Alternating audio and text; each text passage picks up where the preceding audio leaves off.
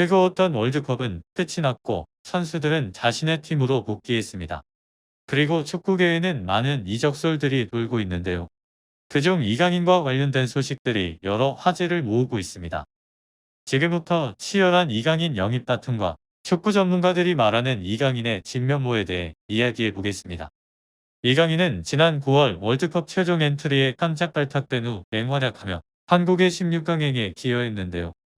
극적으로 1년 6개월 만에 벤투 감독의 부름을 받아 월드컵까지 나설 수 있었던 이유에는 속팀 마요르카가 맹활약 중인 이강인이 복귀 후에도 전반기 활약을 이어가기 위해 특별히 배려했다는 이야기가 나오기도 했습니다.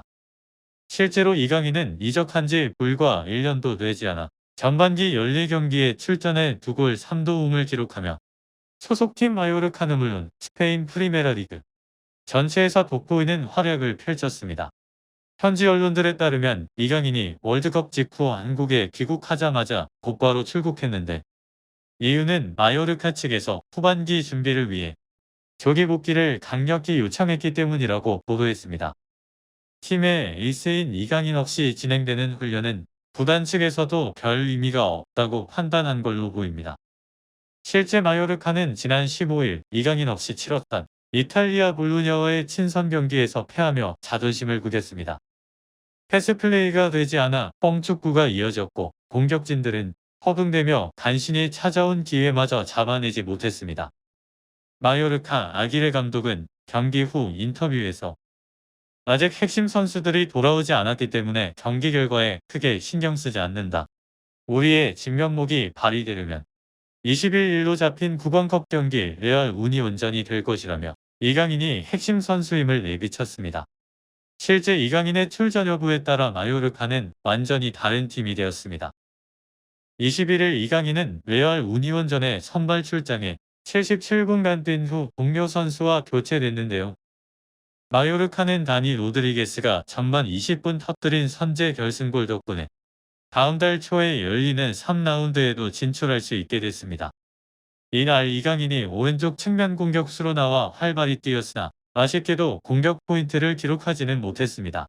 충분한 휴식을 취하지 못해서인지 몸놀림은 월드컵과 비교해서 다소 무거워 보였고 관중들을 깜짝 놀라게 할 만한 기술도 자주 보여주지 못했습니다. 월드컵 가나전에서의 이강인이 100%의 상태였다면 이날 경기는 대략 40% 정도로 보일 정도였습니다. 하지만 후반 10분 환호의 장면은 바로 그 순간 터져나왔습니다. 왼쪽 구석에서 팀 동료인 베타트 무리키의 머리로 기습적인 패스를 연결했으나 아쉽게도 상대 골키퍼의 선방에 막히고 말았는데요. 하지만 대략 3분 동안 보여줬던 이강인의 남다른 탈압박과 수비의 틈을 노린 날카로운 패스는 카타르 월드컵 가나전에서 조규성의 골을 도왔던 장면과 거의 일치했습니다. 이날 이강인이 선발로 나선 덕분에 마요르카는 총 12개의 슈팅을 기록하며 점유율도 60% 무엇보다 패스 횟수 524개의 그 성공률이 82%나 됐습니다. 단 한 경기만에 팀 컬러 자체가 바뀌어버리자 별 기대를 하지 않았던 팬들도 열광의 도가니에 빠졌는데요. 오죽하면 마요르카는 공식 트위터에 경기 승리 소식을 전하며 골을 넣은 로드리게스 대신 이강인의 사진을 게시하기도 했습니다. 월드컵이 막을 내리자 이강인의 진면모는 더욱 드러나기 시작했습니다.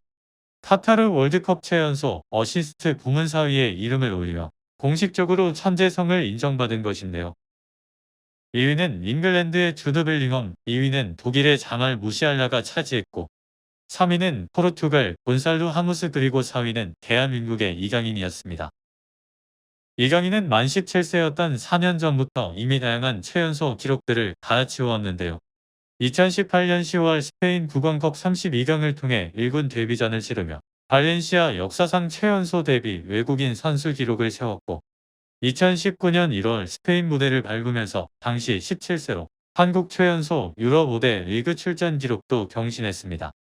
게다가 지난 2019에서 2020 시즌엔 발렌시아의 챔피언스 리그 16강행 주역의 하나로 활약하는 등 한국 역대 최연소 챔피언스 리그 본선 출전 기록도 보유하고 있습니다. 이러한 이강인의 활약이 유럽 축구 스카우트들에게 주목을 받기 시작했고 레알 우니온과의 9강컵에서 이들은 이강인을 지켜봤습니다. 공식적으로 알려진 바로는 현재 이강인을 노리는 클럽은 잉글랜드의 뉴캐슬, 울버햄튼이 있지만 실제로는 더 많은 클럽들이 노리고 있다는 것이 축구 전문가들의 분석인데요. 영국 지역지 더 하드태클은 이강인은 장기적으로 잉글랜드 구단들의 핵심 선수로 성장할 잠재력을 갖췄다고 이야기했습니다.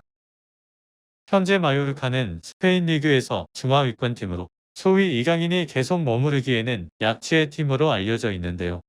마요르카의 지역지 토도피차에스에서는 빅클럽들의 관심이 이강인에게 꾸준히 이어지고 있는 만큼 현실적으로 그를 붙잡기 어려워졌고 이르면 내년 1월이라도 이강인의 이적이 이뤄질 수 있을 것이라는 등 마요르카가 그를 놓아줘야 하는 상황이 불가피하다고 전망했습니다.